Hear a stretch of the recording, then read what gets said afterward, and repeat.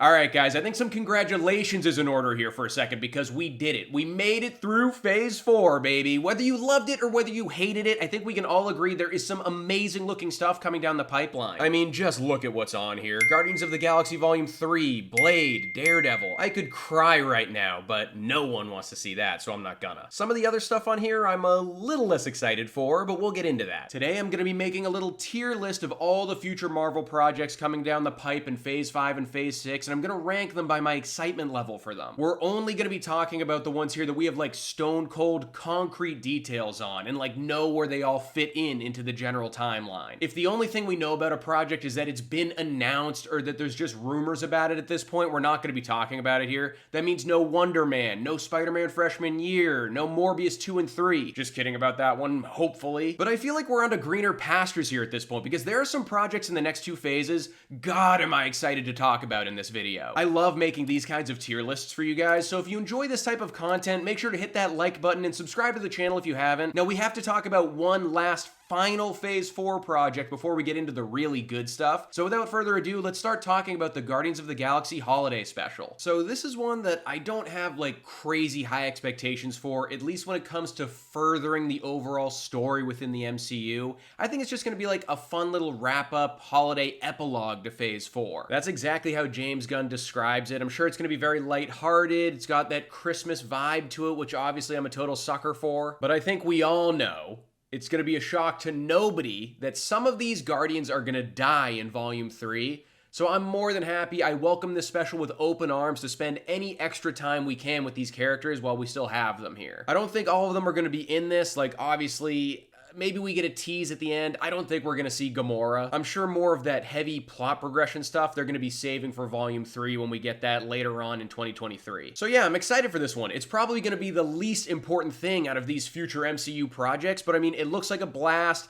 We get a ton of Kevin Bacon based off that trailer. I'm always ready for that, so I'm putting the Guardians of the Galaxy Holiday Special in Bring It On. I mean, it's just going to be a fun time. Next, we have Ant-Man and the Wasp, Quantumania, and this is one that I wasn't insanely excited about before all of those Comic-Con announcements. But when we found out that this was going to be the movie to kick off Phase 5, God, did this thing fly up in my book. We already knew that Kang the Conqueror was going to be the main villain of this movie, and that was already exciting in itself because we know he's like the new Thanos. He's the new overarching big bad of the MCU in these future projects. And since he's involved in this one, and we know he's going to be involved in so many future MCU projects for the next couple phases, I am sure that Scott loses in this movie. I don't know if that means he dies necessarily. Maybe Wasp is gonna die in this movie, but I just think he's gonna lose. He's gonna get his butt whooped. I mean, we even saw in the trailer, he was bloodied and bruised by the end of it. I just think that now that we know this is the movie kicking off Phase 5 for Marvel, and they kinda know that Phase 4 might have been a little lackluster depending on who you asked,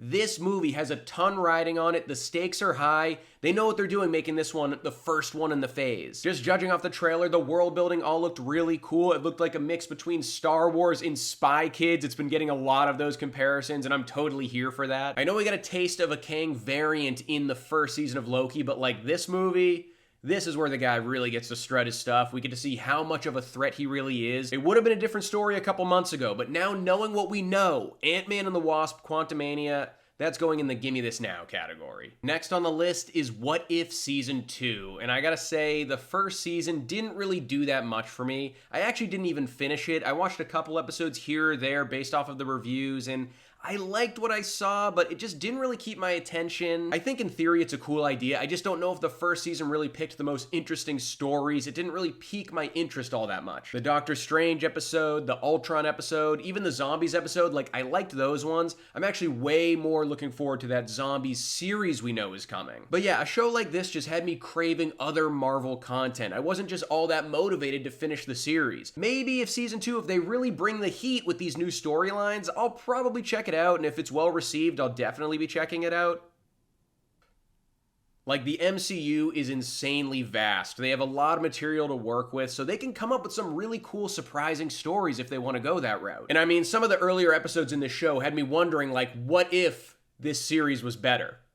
That was a total layup. You know I had to do it. But this just really falls in that take it or leave it category for me, so I'm gonna throw What If Season 2 in the hoping for the best. If the reviews are good, I'm gonna check it out. I'm not dying for it like I am some of the other stuff on this list, but hopefully it's well received and I'll check it out. Next we have Secret Invasion, and I have to say it's crazy that it's taken this long for there to be like a Nick Fury focused project in the MCU, but here we go. Samuel L. Jackson has really been like the backbone of some of those earlier MCU projects as Nick Fury, so I'm happy to get much more of him in this upcoming series. And not only him, but we get like Emilia Clarke and Olivia Colman added to this show too, so it should be one of the best acted series we've seen from Marvel yet, and I hope it kind of just follows that political thriller kind of Captain America Winter Soldier route. Like, we know the Skrulls are among us, there's an invasion occurring, they haven't been explored enough in the MCU if you ask me, so I just feel like this subject matter is the perfect setup to keep it going in that like political thriller type of story. If I'm being totally honest, the Secret Invasion I really want to happen is I want a Skrull to come down from outer space and to wipe my memory of Phase 4. Obviously I'm kidding, kinda, not really. But anyway, I think this one will end up being a lot more important than people are giving it credit for right now. Like, we know the Skrulls are going to play a pretty big part in Phase 5 and Phase 6, I think.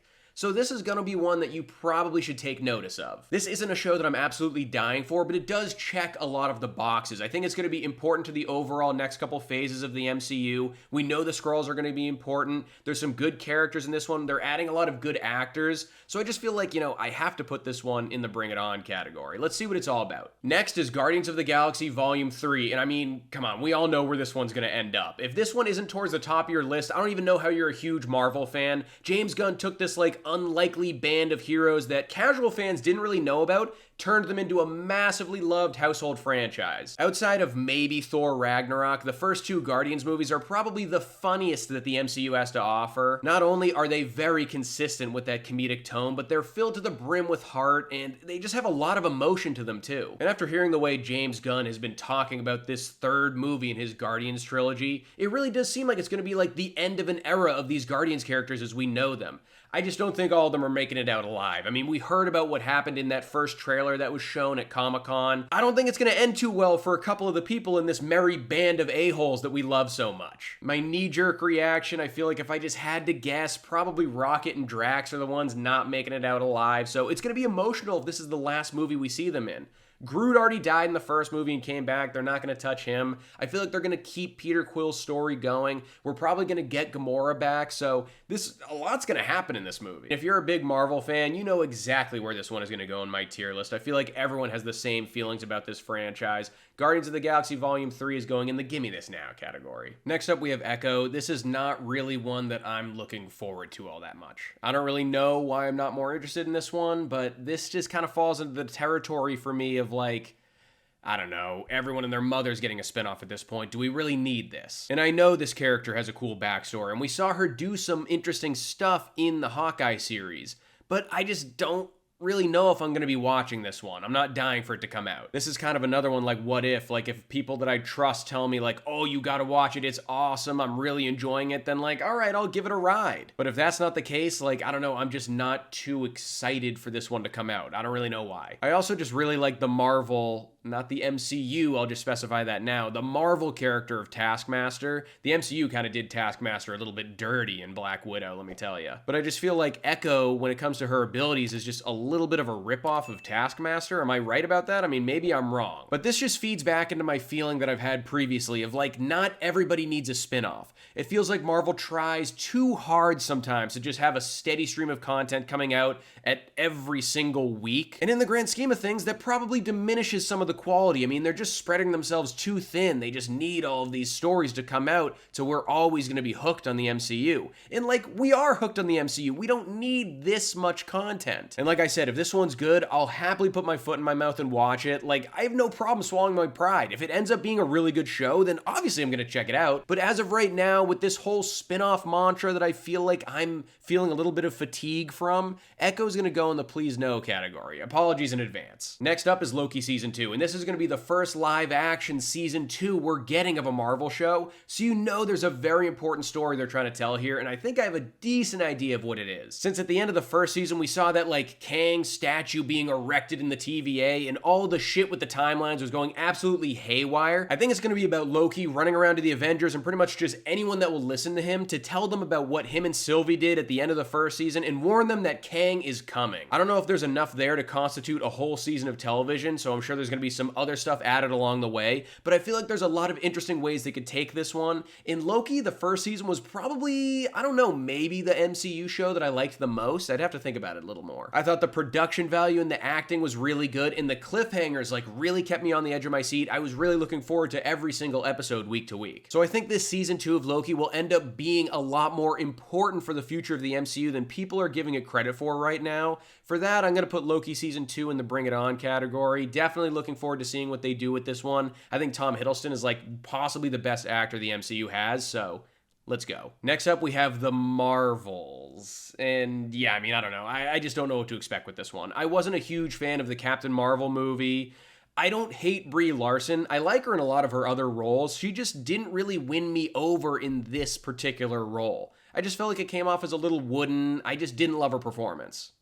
There's no denying how powerful of a character Captain Marvel is, and I feel like we all know she's going to be pretty important in these upcoming phases, so, I mean, I just hope she brings some more heat to the role, but I'm just going to have to learn to love her. I'm actually more interested in seeing Monica Rambeau and Miss Marvel again. I liked both of their performances in their respective shows, and it's going to be interesting to see how they intertwine all three of these characters in this upcoming movie. The Secret Invasion series that's going to take place before this movie comes out is probably going to set up a lot more Skrull storylines that are going to be dealt with in the Marvels, so I'm pretty excited for that aspect of the movie. I just hope Brie Larson goes back to being as likable as she was in 21 Jump Street with Jonah Hill and Channing Tatum. But for now, the Marvels is going to go in the hoping for the best category. I really hope they give us something special here. Next up is Blade, and thank God we're finally at this point in the list because I've been dying to talk about this one with absolutely anybody that's willing to listen to me about this movie. I think this one has the potential to slap. All of that modern day CGI with these vampires in the MCU, hopefully a little bit of practical effects, but most importantly, Mahershala Ali is your main character? I mean, come on, this has banger written all over it. This character is someone we've been dying to see in the MCU for a long time, and we're finally getting it. Now, unfortunately, we can't talk about this one without talking about the obvious production problems that have been going on behind the scenes as of late. The director just exited the project. Mahershala Ali is not happy about the script. They're rewriting it all from the ground up. The fight scenes were not supposed to be very good. So, I mean, I don't know, we got some serious trouble in paradise here. So who knows if it's even going to keep this release date. I have a feeling it might get pushed back even further with all the extra work they have to do on this one. But seriously, with this movie, Marvel, take all the time that you need because I need this one to be an absolute home run. Now, since we're on the topic of what's worrying me about this one, this is supposed to be an ultra-violent entry in the MCU, and I'm worried they're not going to give it to me the way that I want it. I want some R-rated, bloody vampire, just gore fest. Do I think they're going to give that to me? I don't really know, but they did add some extra gore in Werewolf by Night earlier this year. That was fun to see. It wasn't black and white, so maybe that's how they were able to get away with it a little bit. It was kind of obscured, but like, this should be the John Wick of MCU vampire movies. Will all of the production woes stop me from putting this in the Gimme This Now category? Absolutely not, because now that they're kind of starting over with it, it feels more likely that they'll be able to get to that top tier level. So I mean, Blade, baby, that's going in the Gimme This Now category. I cannot wait for this movie. Whenever it finally comes out, just gimme this. Next up, we have Ironheart, and before Black Panther Wakanda Forever, I probably would have put this one in the Please No category, but Ryan Coogler had me really enjoying this character in the movie. So, I mean, I'm looking forward to this one now. Is it high up on my list? No. There's a lot of uncertainties behind it too. We don't really know what the plot's about. So, am I craving it badly? Not really. But, I mean, my outlook on it is a lot better after seeing Wakanda Forever. And I mean, hey, if we can't get Tony Stark's Iron Man, it'll just be cool seeing more of these iron mech suits running around in the MCU. I feel like we just need them. We need more heroes in the MCU that don't really have superpowers. They're just regular people but are like super smart and they're great inventors. I love those types of heroes. They're really easy to root for. I have to say it though, I do hope she gets a new and improved suit in her series because the Mark II that she was rocking in Wakanda Forever, I just didn't like the look of it. I didn't think it looked that cool. And I know she gets like a more pink slim suit later on in the comics, so I'm hoping that makes an appearance in this show. It's not at the top of my list, like I said, and I do find myself looking forward to it more after Wakanda Forever. Before that movie came out, it probably would have been in the please no category, but I'm going to put Ironheart in the hoping for the best. Like, it should be fun. I'm looking forward to it. Next up is Agatha, Coven of Chaos, and much like the Echo series that I was talking about earlier, this just feels like a spinoff that we don't really need. I like Catherine Hahn as much as the next person does, all right? I thought she was great in WandaVision. She played a great villain. But do we really need to add more to her story? It really felt like it was a one and done in the MCU. This one in particular really feeds back into that spin-off fatigue I've been having. Like, this really feels like Marvel's just giving anyone and everything their own spin-off show at this point. This should come as a surprise to no one at this point with how I've been talking about this show lately, but Agatha, Coven of Chaos might end up being my least anticipated Marvel show. Something had to take the bottom spot, and who knew it was Agatha all along? I had to say it. However, I will say I am intrigued by the Aubrey Plaza casting as the villain in this one. She's been great in everything I've seen her in. She's always really funny, and she's just a bright spot to all the movies and shows I've seen her in. But is that really going to push the needle for me on Agatha, Coven of Chaos? It really isn't. Agatha, Coven of Chaos is going into please no. I'm really not looking forward to this one. Next up is Daredevil Born Again, and this is where this list starts to get pretty spicy, because all of these releases from here on out are projects that I'm really excited about in varying degrees. So I'm definitely pumped to start talking about these. Other than the Fantastic Four, Daredevil is the MCU character I have read the most comics of. I absolutely love his character and his storylines and his background, and I secretly think there's a little part of me that thinks the Daredevil Netflix show is the best thing that Marvel's ever done. It's incredible. So obviously it's safe to say I'm super pumped for this show. We found out it's going to be 18 episodes long. I mean, talk about giving us a ton of time to explore this character more and truly introduce him into the MCU. But I have to say, I'm worried. Half of the appeal of the Netflix series was how dark, gritty, gory, and just how mature it all is. I don't know if the MCU is going to deliver that up to us. And yeah, they kind of made him into a joke in She-Hulk, but that didn't really bother me that much. Like, I'm able to compartmentalize, like, okay, this series is going to be different from how he was in She-Hulk. They were just showing his more comedic side, like, whatever. I didn't love it, but I can get past it. But if the MCU really wants to do a storyline like Born Again justice, you have to make it dark, gritty, and mature. There's no way around it. The subject matter just calls for it. And I have to think that Marvel realizes that. Obviously, I'm going to be watching this show day one, but I have my reservations about it. Like, that Netflix show to me is like sacred. It's untouchable. So even though you'd think the way I'm talking about this, I should put this in the Gimme This Now category, I'm putting this in Bring It On. Like, obviously, I'm super excited. I'm a little worried. Please, Marvel. Please make me proud on this one. Next up, we have Captain America New World Order. This is definitely one I'm very excited for. Cap's been my favorite MCU character for years now. I know there's someone else rocking the shield these days, but Anthony Mackie's going to be a powerhouse in this role. We saw what he can do in the TV series already. I thought he did a really good job, so this movie has a lot going for it. Not only do we get Tim Blake Nelson back as the leader in this movie, who's going to be its villain, and it's been set up at this point for 15 years with Ed Norton's The Incredible Hulk, and I love Tim Blake Nelson, but we're also getting Harrison Ford as Thaddeus Ross. It doesn't take a genius to look on the wall behind me and see that Raiders of the Lost Ark poster. That's my favorite movie of all time. I absolutely love Harrison Ford. If anyone was going to fill the shoes of William Hurt in this role, I'm glad that it's Harrison Ford. Will he live out his days absolutely condemning the MCU like he does every single big franchise he's in, like Star Wars, Indy, and Blade Runner? Probably, but that's a risk I'm willing to take. He can be as grumpy as he wants. I don't care. I already think Captain America has the best trilogy of movies out of any hero in the MCU, so I'm getting the feeling that they're going to bring the heat with this one and make sure this fourth entry is up to snuff. Am I as excited for this one as I would be if it was led by Chris Evans? Probably not, but like I said, I still think everyone in here is going to do a really good job. It's got a lot going for it. Captain America New World Order is going to go instantly into the Bring It On category. Next up, we have Thunderbolts, the movie that's going to close out Marvel's Phase 5. And like a couple other entries on this list, I don't feel like this movie is going to progress the overall plot of the MCU all that much. I'm just expecting it to be like a really fun time. So if it delivers on that, I'll be satisfied. Now, one critique I've heard about this roster is like there's just not a big variety of the superpowers at play here. They don't bring a ton to the table. Like if they turn Thaddeus Ross into the Red Hulk, he's strong. US Agent strong. Red Guardian strong. Winter Soldier strong. I mean, you see where I'm going here. It's basically just a bunch of strong guys. I mean, that's it. I am holding out hope that they redeem a character as badass as Taskmaster that they fumbled the bag with in Black Widow. Please let them bring the heat with Taskmaster in this movie. But all the superpower stuff aside, I think all of the characters they chose for this roster, it's gonna be fun seeing all of them interact. More and more as time goes on, it really just seems like Thunderbolts is gonna be Marvel's answer to the Suicide Squad from DC, and you know what? I'm totally okay with that. I'm just going into this one for it to be a non-stop fun popcorn movie. Like I said earlier, if it delivers on that, I'll be satisfied. So I'm gonna put Thunderbolts in the Bring It On category. I mean, who's not gonna watch this? Next up is Deadpool 3. We finally made it to phase 6 on this list, and let me tell you, I was already super pumped about this movie before that Hugh Jackman announcement, and then that happened.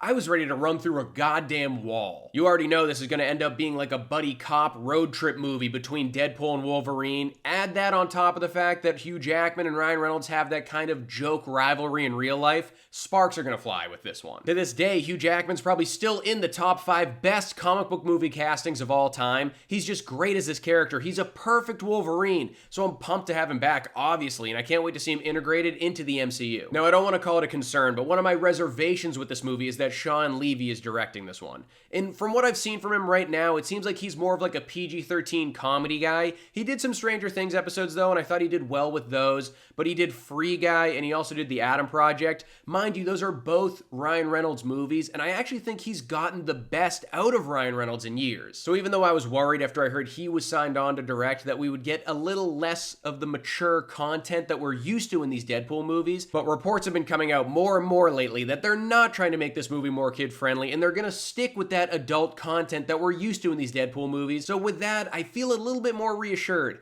A little bit worried, I'll believe it when I see it, but as of right now, Deadpool 3, that's going in the Gimme This Now category. I mean, Wolverine, come on, baby. Next up is the Fantastic Four, and like I said earlier, there are no comics I have read more of than Daredevil and the Fantastic Four. I love these characters. I am dying to see this movie, so I've got a lot of skin in the game on this one. I really just need to see the cast of this one. I need to know who's playing these characters that I love, and I also feel like everyone's rooting for Dr. Doom to be the villain in this movie. I don't think that's what we're gonna get. I feel like he's either gonna be an overarching villain through a couple different MCU films, or he's at least gonna be the villain in a sequel to the Fantastic Four. I just don't think they're gonna give them him right off the bat. But yeah, I mean, even though so much is unknown about this one, my hype is through the roof. This has been teased for a long time. I'm super excited for this movie. I'm very open-minded when it comes to the cast. The only demand I'm making, Marvel, make Jason Segel the Thing. It has to happen. It's perfect. As I'm sure you can easily tell at this point, Fantastic Four is going in the Gimme This Now category. Cannot wait for this movie. I'm sure it'll be absolutely no surprise what tier these last 2 movies on the list are going to go into, but next we're talking about Avengers: The Kang Dynasty. And I mean, who isn't ready for another Avengers movie? These movies really act as like some of the cinematic experiences of our generation. They're just a total sensory overload experience. We get to see all of our favorite MCU characters interact and come together to face off against a foe that's much larger than all of them. I mean, what's more satisfying than that? We found out that Destin Daniel Cretton is going to be the man behind the camera with this movie, and if you don't know who that is, he's the director of Shang-Chi.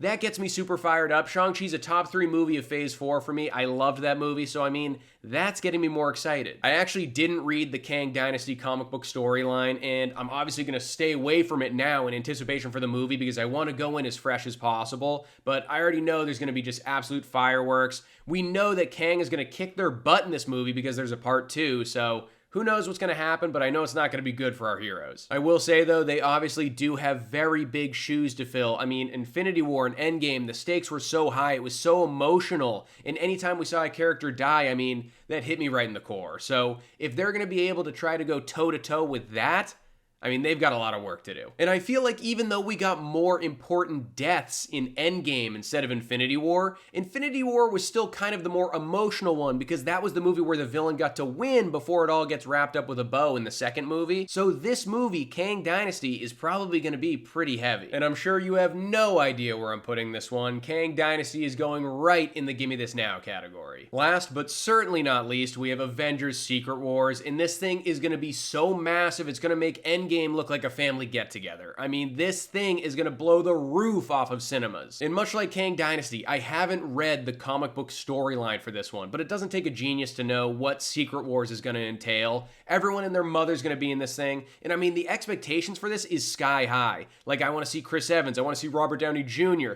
I wanna see Andrew Garfield, I wanna see Tobey Maguire. Like, that's the level of expectations I feel like we're bringing to this movie. And this is gonna be our very triumphant Avengers movie. Like, this is where we get to see all of our heroes band together against all odds and defeat Kang the Conqueror. They're gonna pull out all the stops because it's not gonna be an easy task. We still have no idea who's gonna direct this one. I don't even know who I want for this one. It's such a massive undertaking, and there's just so many characters to balance. That's never an easy task, so they really need to find like an absolute savant director to handle this one. This is a storyline comic book fans have wanted for a very long time, so I mean, this is just gonna be the most hyped up Marvel movie possibly ever. I mean, who knows? There's really not much more to say about this one without going just on like an absolute hype marathon. We just don't know enough details about it, but I don't need to know the details. I mean, Avengers Secret Wars, you already know. That's going in Give Me This Now. That's gonna be such an epic movie. All right, so we've talked a little bit about these movies, so let's go in and mess with the final rankings a bit. We'll start from bottom to top here. So in the Please No category, Agatha, Coven of Chaos, and Echo. I mean, these are kind of interchangeable for me at this point. I'll probably put Agatha ahead of Echo, but I mean, on any given day, ask me and you might get a different answer. In the Hoping for the Best category, I'm probably going to put What If at the bottom. Yeah, I think that row looks good. And then moving on up to the Bring It On category. Daredevil Born Again is going first. I mean, like I said, I love Daredevil. Probably followed by Captain America. Loki Season 2. Put Thunderbolts in there. I think that's where I land on that. And then the big one, the Give Me This Now category. I mean, obviously, let's just make this change right off the bat here. Looking at it further, I'm probably going to put Fantastic Four there. I really love those characters. Probably Guardians of the Galaxy, Deadpool, Blade. Quantumania, like I said, it really got a boost from knowing that it's the first movie in Phase 5, so it makes sense that it's at the bottom of this category. So yeah, I think those are my final rankings for all the upcoming Marvel movies and projects. Alright guys, thanks for taking the time to watch this video and seeing which Marvel movies I'm most excited for and least excited for, but I don't really care about that. I want to hear what you guys think. Let me know in the comments below, what movies are you looking forward to the most? If you like this type of content and these tier lists, don't forget to like this video and subscribe to the channel if you haven't. It really helps me out, and I'll see you guys at the next video.